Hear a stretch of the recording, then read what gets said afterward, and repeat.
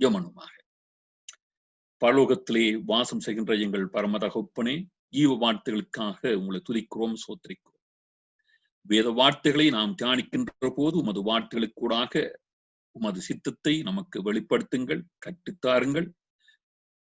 தேவ சித்தத்தின்படியாக, சத்தியத்தின்படியாக நாம் சிந்திக்கவும், பேசவும், ஒவ்வொரு காரியங்களை செய்யவும், உமது பாதையிலே நடக்கவும் எங்களுக்கு நீங்கள் கற்றுத்தரும்படியாக இயேசு கிறிஸ்துவின் இனிய நாமத்திலே ஜெபிக்கின்றோம். பரிசுத்தம் உள்ள பரம தகப்பனே, ஆமேன், ஆமேன். சரி, கிறிஸ்துக்குள் பிரியமானவர்களே, இன்றைய நாளிலே நான் உங்களோடு தேவ சித்தத்தை குறித்த தலைப்பிலே வருகின்ற நாட்களிலே நாங்கள் தியானிக்க போகின்றோம். ஏனென்று சொன்னால், நாங்கள் தேடுவோம் நாடுவோம் என்ற தலைப்பிலே அநேக ஆவிக்குரிய பாடங்களை நாம் தியானித்திருந்தோம், கற்றுக்கொண்டோம். அந்த வகையிலே தேவனுடைய சித்தத்தை நாம் தேட வேண்டும், நாட வேண்டும் என்ற தலைப்பிலே தியானிக்க வேண்டும் என்ற ஆர்வத்தோடு நான் வேத வார்த்தைகளை எடுத்து வாசித்து தியானித்து ஆராய்கின்ற போது அந்த தலைப்பிலே தியானிக்காமல் தேவ சித்தம் என்ற தலைப்பிலே நாம் தொடர்ந்து வருகின்ற நாட்களிலே சில நாட்களாக தியானிக்க இருக்கின்றோம். ஏனென்று சொன்னால், யோவான் 5:30 ஆண்டவராகிய இயேசு கிறிஸ்து சொல்லுகின்றார், எனக்கு சித்தமானதை நான் தேடாமல் என்னை அனுப்பின பிதாவுக்கு சித்தமானதையே தேடுகின்றேன் என்று அங்கே அவர் குறிப்பிடுவதை பார்க்கின்றோம். அந்த வசனத்தை ஆதாரமாக கொண்டு தேவ சித்தத்தை தேட வேண்டும் என்ற தலைப்பை தியானிக்கணும் என்று நான் இருந்த போதும் அநேக வசனங்களை எடுத்து வாசித்து தியானிக்கின்ற போது அது தனித்தியானமாக நாம் தியானிக்க வேண்டும், தேவ சித்தம் என்ற தலைப்பிலே. ஆக நாம் தேவ சித்தத்தின் படியாக எப்படி நாம் சிந்திக்க வேண்டும், பேச வேண்டும், செய்ய வேண்டும், தேவ சித்தத்தின்படி நடக்க வேண்டும், வாழ வேண்டும், தேவ சித்தத்தின்படியாக ஊழியங்களை செய்ய வேண்டும் என்ற தலைப்பிலே நாங்கள் வருகின்ற நாட்களை தியானிப்போம். நீங்கள் இன்றைய தியானத்துக்கு ஆதரமாக ஒரு சில அதிகாரங்களை நீங்கள் வீட்டிலே வாசித்து தியானிங்கள். யோபு 12ஆம் அதிகாரம், 135வது சங்கீதம், ரோமர் 9ஆம் அதிகாரம், இவற்றை நீங்கள் வீட்டிலே வாசித்து பாருங்கள். யோபு 12ஆம் அதிகாரம், 135ஆம் சங்கீதம், ரோமர் 9ஆம் அதிகாரம். சரியன்பானவர்களே, நாம் வருகின்ற நாட்களே தேவ சித்தத்தை குறித்து தியானிப்போம். நான் ஏற்கனவே சொன்ன பிரகாரமாக தேவ சித்தத்தை அறிந்து கொள்ளுவதை குறித்து, தேவ சித்தத்தை நிறைவேற்றுவதை குறித்து, தேவ சித்தத்தின்படி வாழ்வதை குறித்து நாம் தேவ வார்த்தையின் வெளிச்சத்திலே தியானிக்க வேண்டியது மிகவும் அவசியமா இருக்கிறது அன்பானவர்களே. ஏனென்று சொன்னால், நாம் சில சந்தர்ப்பங்களிலே தேவ சித்தத்தின்படி வாழுவதை நாம் தவித்துக் கொள்கின்றவர்களாய் இருக்கின்றோம். தேவனுடைய பிள்ளைகளாய் இருந்தும் எங்களுடைய சித்தங்களை, எங்களுடைய விருப்பங்கள் அனைத்தையும் தேவனுடைய சித்தமாக நாங்களே மாற்றிக் கொள்கின்றோம். சில சந்தர்ப்பங்களிலே நான் நினைப்பதை, நான் சிந்திப்பதை, எனக்கு விருப்பமானதை கர்த்தர் சொல்லுகின்றார், வெளிப்படுத்துகின்றார் என்று நாம் சில வேளைகளை சிந்தித்து விடுகின்றோம். அதன்படி செயல்படுகின்றோம், வாழுகின்றோம். ஆனால் அது கர்த்தருடைய வார்த்தையை மீறுகின்றதாக இருக்கிறது என்பதை நாங்கள் மறந்து போகின்றோம். அதாவது தேவனுடைய சித்தத்தின்படியாக நாம் சிந்திப்பது குறைவாயிருக்கிறது, பேசுவது குறைவாயிருக்கிறது, வாழ்வது குறைவாயிருக்கிறது. சில வேளையிலே தேவ சித்தத்தின்படி எதுவுமே நாம் சிந்தித்து பேசி நடைமுறைப்படுத்தல இருக்கின்றோம் என்பதையும் பார்க்கக்கூடியதாக இருக்கிறது. அவை நாம் நம்முடைய சித்தத்தை அறிந்து கொள்வது, கற்றுக்கொள்வது, அதன்படி வாழ்வது மிகவும் அவசியமாயிருக்கிறது அன்பானவர்களே. தேவனுக்கு சித்தமானது என்ன, எது தேவனுடைய சித்தம், எப்படி நாம் தேவனுடைய சித்தத்தை கண்டுகொள்ளுவது, எப்படி நாம் தேவ சித்தத்துக்கு கீழ்ப்படிவது என்றெல்லாம் பல கேள்விகளை கேட்கின்றவனாக சில சந்தர்ப்பங்களில் இருக்கின்றோம், சிந்திக்கின்றவனாக இருக்கின்றோம்.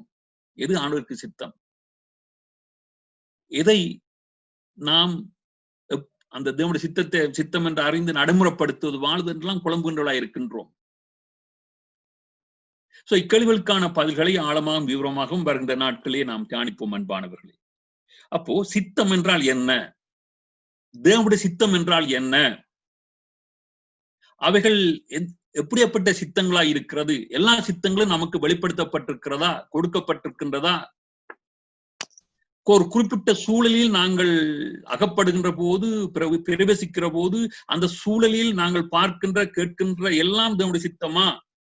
சில காரியங்கள் எங்களுக்கு அனுகூலமாய் வருகிறது, அனுகூலமாய் இருப்பதையெல்லாம் தேவன் அனுமதித்திருப்பதால் அது சித்தமா என்றெல்லாம் நாங்கள் புலம்புகின்றோம், சிந்திக்கின்றோம்.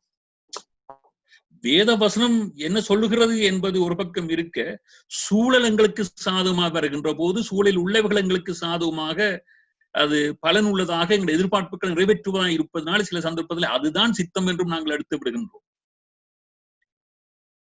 அவை நாங்கள் கடன் செல்கின்ற அல்லது சந்திக்கின்ற சூழல்கள் மத்தியிலும் எப்படி தேவனுடைய சித்தத்தை கண்டுகொள்வது என்பது மிகவும் அவசியமா இருக்கின்றது. அப்போ ஒருவருக்கு எது விருப்பமோ எது பிரியமோ அந்த விருப்பத்தின் அடிப்படையில் அவர் எதை தீர்மானிக்கின்றாரோ செயல்படுத்துகின்றாரோ அது அவருக்கு சித்தமா இருக்கிறது.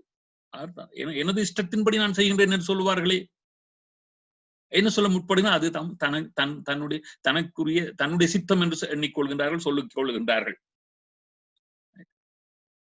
அப்போ எப்போதும் அவருடைய விருப்பு வெறுப்பே தீர்மானமாக வருவதனாலே அது அவருடைய சித்தமாக இருக்கின்றது என்று எண்ணிக்கொள்வதோடு சொல்லிக் கொள்வது போல் தேவனுடைய விருப்பமே அவருடைய எதிர்பார்ப்பே அவருடைய விருப்பத்தை எதிர்பார்ப்பை வெளிப்படுத்தி காட்டுகின்ற பிரமாணங்களே சத்தியங்களே நமக்கு வெளிப்படுத்தப்பட்டிருக்கின்ற தேவனுடைய சித்தமாக இருக்கிறது.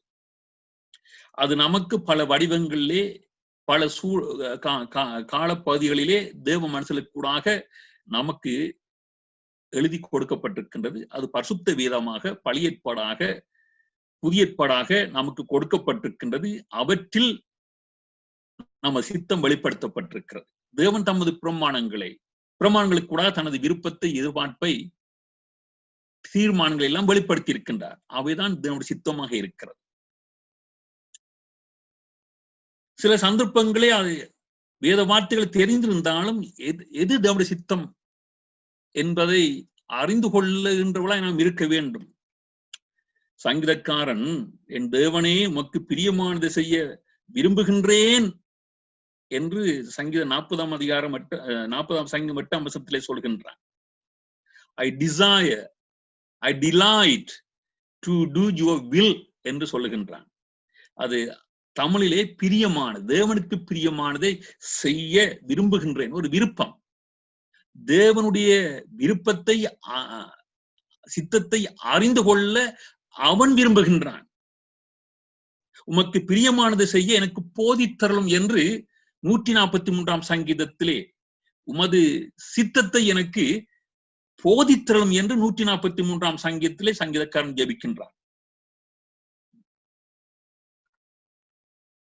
அவை கிறிஸ்துவுக்குள் பிரியமானவர்களே, தேவனுக்கு என்ன சித்தம் என்பதை நாம் பிரியப்பட்டு ஜெபித்து அறிந்து கொள்ள வேண்டும். வேத வார்த்தை கூடாக கர்த்தர் தம சித்தத்தை போதித்தள்ள வேண்டும் என்று நாம் ஏங்க வேண்டும், வாஞ்சிக்க வேண்டும், கற்றுக்கொள்ள முற்பட வேண்டும். இயேசு கிறிஸ்துவை கொண்டு தமக்கு முன்பாக பிரியமானதை, தமக்கு சித்தமானதை எங்களிலே நடப்பித்து நாங்கள் அவருடைய சித்தத்தின்படி செய்ய வேண்டும் என்று, அவருடைய சித்தத்தின்படி நற்கிரிகள் உள்ளவளாய் நாங்கள் மாற வேண்டும் என்று கர்த்தர் விரும்புவதாக எபிரேயர் 13ஆம் அதிகாரம் 23ஆம் வசனத்தில் எழுதப்பட்டிருக்கிறது. ஆக அவருக்கு பிரியமானதை செய்ய, அவருக்கு பிரியமானது செய்யும் என்று அவர் சித்தமுள்ளவராய் இருக்கின்றார். அந்த சித்தத்தை அறிந்து கொண்டு வாழுகின்ற பிள்ளைகளாக எங்களை நாங்கள் அர்ப்பணிக்க வேண்டும். அன்பானவர்களே, தெரியாவிட்டால், வேத வார்த்தையிலும் வாசித்து அறிந்து கொள்ளாவிட்டால், ஜெபித்து தேவனிடத்திலிருந்து நேரடியாக அறிந்து கொள்ள வேண்டும், வாசித்து அறிந்து கொள்ள வேண்டும், ஊழியர்களுடைய போதனைகளுக்கு கூடாகவும் நாங்கள் அறிந்து கொள்ள வேண்டும்.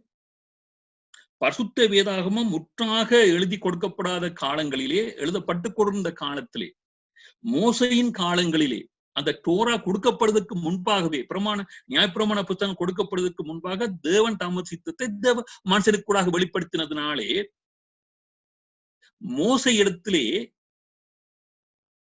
தேவனுடைய ஜனங்கள் சபையினர் வந்து தேவனிடத்தில் விசாரிக்கும்படி, தாங்கள் என்ன செய்யணும், தேவனுடைய சித்தம் என்ன என்பதை விசாரித்து சொல்லும்படி வந்து கேட்டதாக யாத்திரம் 18ஆம் ஆயத்தில் எழுதப்பட்டிருக்கிறது. அவனுடைய மாமன் கேட்பான், என்ன ஜனம் எல்லாம் வந்து உனக்கு முன்னால் கூட்டம் கூடுகின்றார்கள் என்று. அப்பொழுது அவன் சொல்லுவான், தேவனிடத்தில் விசாரிக்கும்படி ஜனங்கள் என்னிடத்தில் வருகிறார்கள். Moses answered him, because the people come to me to seek God's will என்று எழுதப்பட்டிருக்கிறது. கர்த்தருடைய சித்தம் இன்னது என்பதை அறிந்து கொள்ள ஜனங்களிடத்திலே வருகிறார்கள், விசாரிக்கும்படியாக வருகிறார்கள் என்று அவன் சொல்கின்றான். என்ன வாஞ்சை? கர்த்தருடைய சித்தம் என்ன, அவருடைய விருப்பம் என்ன, அவருடைய எதிர்பார்ப்பு என்ன என்று ஜனங்கள் ஊழியக்காரத்திலே விசாரித்தார்கள். அந்த ஊழியக்காரர்கள் கூட கர்த்தர் இப்பொழுது எழுதி எங்களுடைய தமிழ் பாசையிலே எழுதி கொடுத்திருக்கின்றார். ஆவே ஆவிக்குரிய இதயத்தோடு, சுத்த இதயத்தோடு கர்த்தருடைய சித்தம் என்ன என்பதை அறிந்து கொள்ள நாங்கள் முற்பட வேண்டும். எங்கள் விருப்பங்களை, எங்கள் சுய எண்ணங்களை, ஆசைகளை அந்த வேத வசத்துக்கு கொண்டு போய் செருகிவிட்டோம் என்று சொன்னால் தேவ சித்தத்தை நாங்கள் மழுக்கடிக்கலாக நாங்கள் மாறிவிடுவோம் என்பானவர்கள்.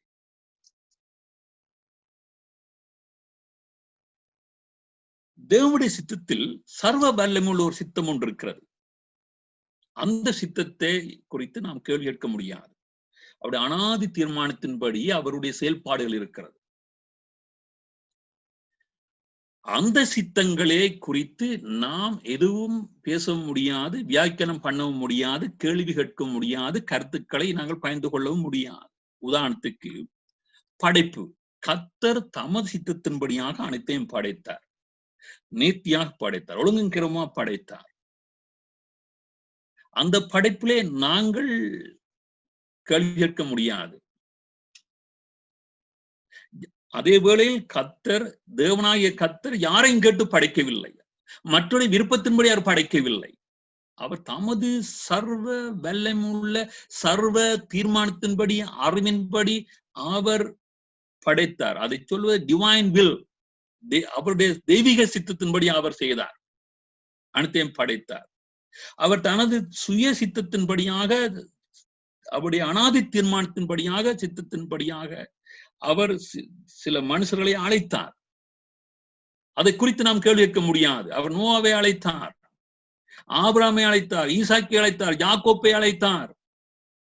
ஆண்டவர் நீர் ஆபிரகாமை அழைத்திருக்க கூடாது, அவனுடைய மாமனாரை அழைத்திருக்கலாம், தாத்தாவை அழைத்திருக்கலாம், ஏன் அவனை அழைத்திருந்து நாங்கள் கேள்வி கேட்க முடியாது. தேவனுடைய அனாதி சர்வமுள்ள சித்தம், அதிலே நாங்கள் கேள்வி கேட்க முடியாது. அவர் ஒரு இனமாக இஸ்ரவேலை அழைத்தார், ஆண்டவரே அவனை அழைத்தீர், இஸ்மாயில் அழைத்திருக்கலாம் என்று நான் கேள்வி கேட்க முடியாது. புதிய உடன்படிக்கையின் திருச்சபையை அவர் அழைத்திருக்கின்றார், கிறிஸ்து இயேசுவுக்கு கூடாக, அவருடைய மரணத்துக்கு கூடாக. கேள்வி கேட்க முடியாது. சர்வ வல்லமையுள்ள தேவனுடைய சித்தம் அது அவருக்கு சொந்தமானது, எங்களுடைய விருப்பத்தை சார்ந்ததல்ல, எங்களுடைய ஆலோசனைகளை சார்ந்ததல்ல. நாம் யார்? தேவன் தமது சித்தத்தின்படி செய்வதை, செய்ய போறதை, அவற்றை குறித்து யாரும் கேள்வி கேட்க முடியாது. தேவனோடு எதிர்த்து நிற்க நாங்கள் யாரு? உருவாக்கப்பட்ட வஸ்துக்களாகிய நாங்கள் உருவாக்கினவரை நோக்கி நீர் ஏன் இப்படி உண்டாக்கினீர், இப்படி செய்தார் என்று கேள்வி கேட்க முடியாது. ரோமர் 9ஆம் அதிகாரத்தில் எழுதப்பட்டிருக்கிறது 20ஆம் 21ஆம் வசனத்திலே, மனுஷனே தேவனோடு எதிர்த்து தர்க்கிக்கிற நீ யார்? உருவாக்கப்பட்ட வஸ்து உருவாக்கினவனை நோக்கி நீ என்னை ஏன் இப்படி உண்டாக்கினாய் என்று சொல்லலாமா? மிதியிட்ட ஒரே களிமண்ணினாலே குயவன் ஒரு பாத்திரத்தை கனமான காரியத்துக்கும் ஒரு பாத்திரத்தை கனவீனமான காரியத்துக்கும் பண்ணுகிறதுக்கு மண்ணின் மேல் அவனுக்கு அதிகாரம் இல்லையோ? அப்போ களிமண் கேட்க முடியாது, என்னை இப்படி வணைந்துகோள், இப்படி எனக்கு இப்படி உருவத்தை கொடு என்று கேட்க முடியாது. அது குயவனுடைய சித்தத்தின் படியானது. தேவன் மனிதனை ஆணும் பெண்ணுமாக படைப்பதும், தமது சாயலாய் தமதுமாக படைப்பதும் அது அவருடைய சித்தம். கேள்விக்க முடியாது. ஆனோம் கேள்வி கேட்க முடியாது. எந்த விஞ்ஞானியும் கேட்க முடியாது. ஆதாமை அழித்து விட்டு, ஆதாமை அவளையும் அழித்து விட்டு இன்னொருவரை நீர் படைத்திருக்கலாமே, அவர்கள் தவறிய போது. அது அவருக்கு சித்தம் அல்ல. பூமி சபிக்கப்பட்டு இப்பொழுது காணுகின்ற அநியாயங்களையும் வியாதிகளையும் மரணத்துக்கு ஏதுவான அநேக துக்கரமான காரியங்களை நாங்கள் பார்க்காமல் இருந்திருப்போம். நீர் படைத்த பூமியை எல்லாம் அழித்து போட்டு புதிதாக படைத்திருந்தால் என்று கேள்வி கேட்க முடியாது. அது அவருடைய சித்தம் அல்ல.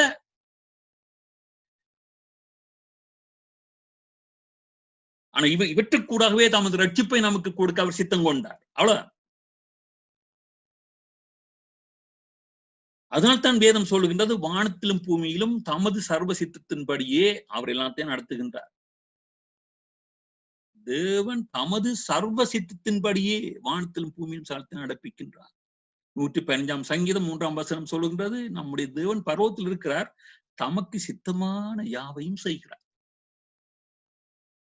எனக்கு சித்தமானது செய்யும்படி நான் கேட்க முடியாது, சொல்ல முடியாது. நாம் கற்றுக்கொள்வது என்ன? தேவனுடைய சர்வ வல்லமையுள்ள சித்தத்தை குறித்து. 135 சங்கீதத்தை நீங்கள் வீட்டிலே வாசித்து பாருங்கள். என்ன அழகான சங்கீதம்! சர்வ வல்லமையுடைய சித்தத்தை குறித்து, அங்கு தீர்மானத்தை குறித்து, செயல்பாட்டை குறித்து எழுதப்பட்டிருக்கிறார். அதிலே சங்கீதக்காரன் சொல்கின்றான் 5 வசனங்களே, கர்த்தர் பெரியவர் என்றும் நம்முடைய ஆண்டவர் எல்லா தேவர்களுக்கும் மேலானவர் என்றும் நான் அறிவேன். அவர் வானத்திலும் பூமியிலும் சமுத்திரங்களிலும் எல்லா ஆழங்களிலும் தமக்கு சித்தமானதை எல்லாம் செய்கிறார். கேள்வி கேட்க நாம் யார்? வானத்திலும் பூமியிலும் தமக்கு சித்தமானதை அவர் செய்கின்றார். நாம் வஸ்துக்கள் அடிபணிந்து அவருடைய கரத்துக்குள்ளே அடங்கி இருப்பதுதான் நமக்கு தேவன் கொடுத்த கட்டளையும் அவர்களிடத்தில் எதிர்பார்ப்பது. இப்படி செய்யும் என்று தேவனுக்கு சொல்ல முடியாது. ஏற்கனவே நான் சொன்ன பிரகாரம் தானியேல் 4 வசனத்தில் எழுதப்பட்டிருக்கிறது, அவர் தமது சித்தத்தின்படியே வானத்தின் சேனையையும் பூமியின் குடிகளையும் நடத்துகிறார். சர்வலோகத்தையும் அதில் உள்ள சகல கிரகங்களையும் நட்சத்திரங்களையும் தமது சித்தத்தின்படியான் ஓடவிட்டிருக்கிறார், நடத்துகின்றார். அவருடைய கையை தடுத்து அவரை நோக்கி என்ன செய்கிறீர் என்று சொல்லத்தக்கவன் ஒருவனும் இல்லை. ஏன்? அவர் எல்லாவற்றுக்கும் மேலாய் கடந்த தெய்வமாயிருக்கின்றார், தேவனாயிருக்கின்றார், சர்வ வல்லமையுள்ளவராக இருக்கின்றார். நாம படைக்கப்பட்ட வஸ்து, எங்களுடைய அறிவு ஒரு தூசி. அதனால் தான் ரோமர் 9 நீங்கள் வாசித்து பாருங்கள். கர்த்தருடைய அந்த சரித்திரத்தில் அவர் செயல்பட்டு கொண்டு வந்த சில காரியங்களை குறித்து அப்போஸ்தலனாகிய பவுல் குறிப்பிடுகின்ற போது சொல்லுவார்,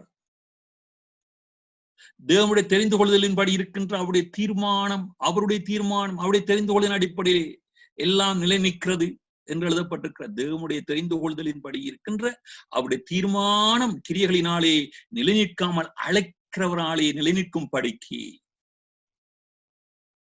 மூத்தவன் இளையவனுக்கு ஊழியம் செய்வான் என்று அவளுடனே சொல்லப்பட்டது. அப்படியே யாக்கோப்பை சிநேகித்து வருத்தேன் என்று எழுதியிருக்கிறது. அது அவருடைய தீர்மானம், அவருடைய சித்தம். யாக்கோப்பை சிநேகித்தார், ஏசாயை வெறுத்தார். நாம் என்ன சொல்லுவோம்? தேவனிடத்தில் அநீதி உண்டு என்று சொல்லலாமா? சொல்லக்கூடாது. அவர் தேவன், நீதி உள்ள தேவன். அவர் ரட்சிப்பின் திட்டங்களை அவர் செயல்படுத்துகின்ற முறைகள் அவருடைய தீர்மானத்தின்படியானது. ஏற்கனவே நான் சொன்னேன், ஒரு மனுஷனை அழைத்தது, அவனை ஒரு இனமாக மாற்றியது, அந்த இனத்தில் இயேசு கிறிஸ்துவை கொண்டு வருவது, அது அவருடைய சித்தம்.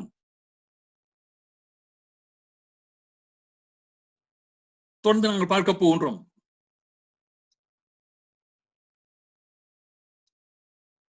எவன் மேல் இரக்கமாயிருக்க சித்தமாயிருப்பேனோ அவன் மேல் இரக்கமாயிருப்பேன், எவன் மேல் உருக்கமாயிருக்க சித்தமாயிருப்பேனோ அவன் மேல் உருக்கமாயிருப்பேன். இது கர்த்தருடைய சித்தம் என்று வேதம் அழகாய் சொல்லுகிறது, தெளிவாய் சொல்லுகிறது.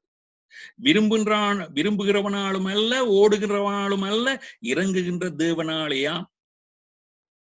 மேலும் என்னுடைய வல்லமை உன்னிடத்தில் காண்பிக்கும்படியாகவும் என்னுடைய நாமம் பூமி எங்கும் பிரஸ்தவமாகும்படியாகவும் உன்னை நிலைநிறுத்தினேன் என்று பார்வோனுடனே சொன்னதாக வேதத்திலே சொல்லியிருக்கிறது. எவன் மேல் இரக்கமாயிருக்க சித்தமாயிருக்கிறாரோ அவன் மேல் இரக்கமாயிருக்கிறார். எவனை கடினப்படுத்த சித்தமாயிருக்கிறாரோ அவனை கடினப்படுத்துகின்றார். இப்படியானால் அவர் இன்னும் ஏன் குற்றம் பிடிக்கிறார்? அவர் சித்தத்துக்கு எதிர்ப்பவன் யார் என்று என்னுடனே சொல்லுவாய். பவுல் சொல்லுகின்ற என்னுடைய சொல்லுவாயா? சொல்லுவாய். அப்படியானால் மனுஷனை நோக்கி நீ ஏன் என்னை இப்படி உண்டாக்கலாம் என்று சொல்லாமா? மிதிட்டோர் களிமண்ணினாலே குயவன் ஒரு பாத்திரத்தை கனமான காரியத்துக்கும் ஒரு பாத்திரத்தை கனவீனமான காரியத்துக்கும் பணுகிறதுக்கும் மண்ணி மேல் அவனுக்கு அதிகாரம் இல்லையோ? தேவன் தமது கோபத்தை காண்பிக்கவும் தமது வல்லமையை தெரிவிக்கவும் தாம் மகிமைக்காக எத்தனமாக்கின கிருபாதார பாத்திரங்கள் மேல் தம்முடைய மகிமையை ஐஸ்வர்யத்தை தெரியப்படுத்தவும் சித்தமாய் அழிவுக்கு எத்தனமாக்கப்பட்ட கோபாக்கினைக்கு பாத்திரர்கள் மேல் மிகவும் நீடிய சாந்தத்தோடு பொறுமையா இருந்தாரானால் உனக்கு என்ன, எங்களுக்கு என்ன என்ற கேள்வியை கேட்கின்றார். ஆகவே தேவனுடைய அனாதி தீர்மானத்தின்படி அவர் செயல்படுத்துகின்ற சித்தங்களை குறித்து நாம் எந்த கேள்வியும் கேட்க முடியாது. அது அவருடையது. படைப்பிலிருந்து அவர் நடத்தி கொண்டு வந்த கிரியைகள், செயல்முறைகள், அற்புதங்கள், அடையாளங்கள் அனைத்தும் அவருடைய சித்தத்தின் படியானது என்பதை வெளிப்படுத்தி காட்டுகிறது. அன்பானவர்களே, வருகின்ற நாட்களே இவைகளை எப்படி கர்த்தர் நடைமுறைப்படுத்துகின்றார் என்பதை நாங்கள் பார்க்க போகின்றோம். சரி, அது அப்படி இருக்க, கிறிஸ்துவில் பிரியமானவர்களே, தேவன் சரீரத்தை எப்படி படைக்கிறார்? அவர் தமது சித்தத்தின்படியாக படைக்கின்றார். எங்களை எப்படி படைத்தார்? தமது சித்தத்தின்படியாக. 1 Corinthians 12:18 சொல்கிறது, தேவன் தமது சித்தத்தின்படி அவயங்கள் ஒவ்வொன்றையும் சரீரத்திலே வைத்தார். ஒவ்வொரு தமது சித்தம். நாங்கள் கேட்க இயலாது. கண்ணை பின்னால் வைத்திருக்கலாம், மூக்கை தலைகளை படைத்திருக்கலாம், வாயை மேலே நாங்கள் மண்டையிலே தலையிலே படைத்திருக்கலாம் என்றால் யோசித்து பாருங்க. மழை வந்தாலும் தண்ணியெல்லாம் போயிடும். அது கர்த்தருடைய சித்தம். அவர் ஆச்சரியப்படத்தக்க விதமாய், அசைக்கத்தக்க விதமாய் எங்களை படைத்திருக்கின்றார், அழகாய் படைத்திருக்கின்றார். கேள்வி கேட்க முடியாது. ஈவன் அனைத்து ஜீவராசிகளுக்கும் அவர் தமது சித்தத்தின்படிதான் மேனியை கொடுத்திருக்கின்றார். யோபு 12 நீங்கள் வீட்டிலே வாசித்து பாருங்கள். கர்த்தருடைய கரம் இதை செய்தது என்று இவர்கள் எல்லாவற்றினாலும் அறிந்தவன் யார்? அறியாதவன் யார்? சகல பிராணிகளின் ஜீவனும் மாம்சமான சகல மனுஷரின் ஆவியும் அவர் கையில் இருக்கிறார். கர்த்தருடைய கரம் தான் இவை எல்லாத்தையும் செய்தது. நீங்கள் அந்த யோபு 12 வீட்டிலே வாசித்து பாருங்கள். அருமையான முறையிலே கர்த்தருடைய சித்தத்தின்படியான கிரியைகளை அங்கே அவன் வெளிப்படுத்தி காட்டுகின்றான். தானியேல் சொல்வான், உன்னதமான தேவன்.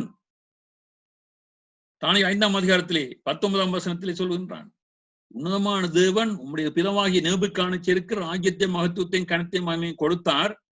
அவருக்கு கொடுக்கப்பட்ட மகத்துவத்தின் சகல ஜனங்களும், ஜாதியாரும், பாசைக்காரரும் அவருக்கு முன்பாக நடுங்கி பயந்திருப்பார்கள். அவர் தமக்கு சித்தமானவனை கொன்று போடுவார், தமக்கு சித்தமானவனை உயிரோடே வைப்பார், தமக்கு சித்தமானவனை உயர்த்துவார், தமக்கு சித்தமானவனை தாழ்த்துவார். அழகா சொல்கின்றார். அவருடைய இருதயம் மேட்டுமையாகி அவருடைய ஆவி கர்வத்தினாலே கடினப்பட்டது. நேபுகாத்நேச்சரை பற்றி பேசுகின்றார். அவர் தமது சிங்காசனத்தில் தள்ளப்பட்டார். அவருடைய மகிமையை அவரை விட்டு அகன்று போயிற்று. அவை கர்த்தர் தமக்கு சித்தமானவனை உயர்த்துகின்றார், தாழ்த்துகின்றார். அவருடைய சித்தத்தின்படி கர்வம், பெருமை அவனை வெளுத்தினார். அவர் ஒரு இனத்தை தமது சித்தத்தின்படி தெரிந்து கொண்டார் என்று ஆரம்பத்திலே சொன்னேன். யாக்கோபே, இஸ்ரவேலே, நீ என் தாசன், நான் உன்னை உருவாக்கினேன். ஆண்டவர் சொல்றேன், நான் உன்னை உருவாக்கினேன். அவருடைய சித்தம். ஏசாயா 44ஆம் அதிகாரம் 22ஆம் வசனத்திலே தமது சர்வ சித்தத்தின்படியாக ராஜ்யங்களை, ராஜாக்களை, அதிகாரங்களை நடத்துகின்றார். நீதிமொழி 21ஆம் வசனம் 12ஆம் வசனம் சொல்லுகிறது, தமது சித்தத்தின்படி அவர் திருப்புகின்றார். ராஜாவின் இதயம் கர்த்தரின் கையில் நீர்க்கால்களை போல், நதியைப் போல், நதி நீரை போல் இருக்கிறது. அதை தமது சித்தத்தின்படியே அவர் திருப்புகின்றார், நடத்துகின்றார், ஓட விடுகின்றார். 2 சாமுவேல் 7ஆம் அதிகாரத்தை நீங்கள் வீட்டிலே வாசித்து பாருங்கள். சவுலை தமது சித்தத்தின்படி ஏற்படுத்தினார், அவனை விலக்கினார். தாவீதை தமது சித்தத்தின்படி அவர் ராஜ்யபாரத்திலே நிலைநிறுத்தினார் எழுதப்பட. அப்ப ராஜ்யங்களை அவர் சமசித்தபடி நடத்துகின்றார். திருச்சபையை, புதிய உடன்படிக்கையின் திருச்சபையை தேவன் தமது சர்வ வல்லமையின்படியாக ஏற்படுத்தினார், ஆளுகின்றார். அதாவது ரட்சிப்பை கொடுத்து சபையாக மாற்றுகின்றார். அக்கிரமங்களின் மத்தியிலிருந்த நம்மை கிறிஸ்துவுடனே கூட உயிர்ப்பித்தார், கிருபையினால் ரட்சிக்கப்பட்டீர்கள். கிறிஸ்து இயேசுவுக்குள் அவர் நம்மிடத்தில் வைத்த தயவினாலே தம்முடைய கிருபையின் மகா மேன்மையான ஐஸ்வரியத்தை வருங்காலங்களை விளங்கச் செய்வதற்காக கிறிஸ்து இயேசுவுக்குள் நம்மை அவரோடு கூட எழுப்பி உன்னதங்களிலே அவரோடு கூட உட்காரம் செய்தார். கிருபையினாலே விசுவாசத்தை கொண்டு ரட்சிக்கப்பட்டீர்கள். இது உங்களால் உண்டானதல்ல, இது தேவனுடைய ஈவு. ஒருவரும் பெருமை பாராட்டாதபடிக்கு இது கிரியைகளினால் உண்டானதல்ல. ஏன் நற்கிரிகளை செய்கிறதற்கு நாம் கிறிஸ்து இயேசுக்குள் சிருஷ்டிக்கப்பட்டு தேவனுடைய செய்கையா இருக்கிறோம். அவைகள் நாம் நடக்கும்படி அவர் முன்னதாக அவைகளை ஆயத்தம் பண்ணினார். அது அவருடைய சித்தம். எபேசியர் 2 எழுதப்பட்டதை நான் வாசித்தேன். 4-10 வசனங்களே. அன்றியும் அவருடைய தீர்மானத்தின்படி நாங்கள் அழைக்கப்பட்டவர்களாக இருக்கிறோம். அவருடைய சித்தம்படி அழைக்கப்பட்டவர்களாக இருக்கிறோம். எவளை முன்குறித்தாரோ அவளை அழைத்திருக்கிறார். எவர்களை அழைத்தாரோ அவர்களை நீதிமான்களாக்கிறார். எவர்களை நீதிமான்களாக்கினாரோ அவளை மயப்படுத்தி இருக்கின்றார். இது அவருடைய சித்தம். ஆண்டவர் இயேசு கிறிஸ்து சொல்கின்றார், தமக்கு சித்தமானவர்களையே அவர் உயிர்ப்பிக்கிறார் என்று யோவான் 5:29 எழுதப்பட்டிருக்கிறது. அதாவது ஆவிக்குரிய உயிர்ப்பிக்கின்றார். தமக்கு சித்தமானது. பதவிகளை சபையில் கொடுக்கின்றார். அவர் சித்தத்தின்படி. ஆண்டவராக இயேசு கிறிஸ்து மாற்கு 3:13 எழுதப்பட்டிருக்கிறது. தமக்கு சித்தமானவர்களை தம்மிடத்திலே வரவழைத்து அவர்களுக்கு 12 பேரை தெரிந்து கொண்டு அவள் அப்போஸ்தலராக மாற்றினார் என்று அப்படி எழுதப்பட்டிருக்கு. ஒரு மலையில் ஏறினார், தமக்கு சித்தமானவர்களை தம்மிடத்தில் வரவழைத்தார். அவரை நியமி, இவர் நியமி, அவரை நியமித்துக்கலாம், இவர் நியமித்துக்கலாம் சொல்ல முடியாது. அது கர்த்தருடைய சித்தம். வரங்களை தம சித்தத்தின்படியே பகிர்ந்து கொடுக்கின்றார். 1 கொரிந்தியர் 12:11. ஆகவே வரங்களை யாரும் கொடுக்க முடியாது, அதுக்காக ஜெபிக்க முடியாது. அவருடைய சித்தத்தின்படி அவர் கொடுக்கின்றார்.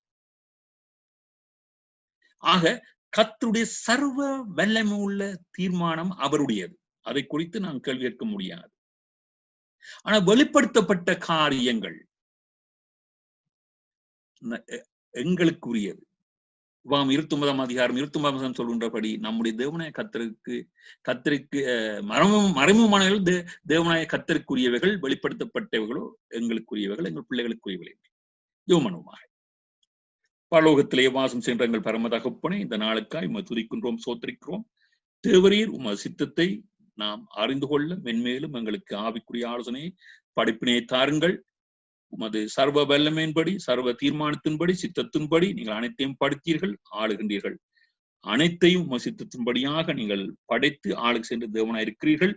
எங்களை உமது சித்தத்தின்படியாக நீங்கள் படைத்தீர்கள். உமது சித்தத்தின்படியாக உம்மை மயப்படுத்தத்தக்க விதமாக உமது சித்தத்தின்படி வாழ்ந்து உம்மை மயப்படுத்த உமது பிள்ளைகளாகி எங்களுக்கு உதவி செய்யும்படியாக இயேசுவின் நாமத்திலே ஜெபிக்கிறோம். பரிசுத்தமுள்ள பரம தகப்பனே, ஆமேன். ஆம்.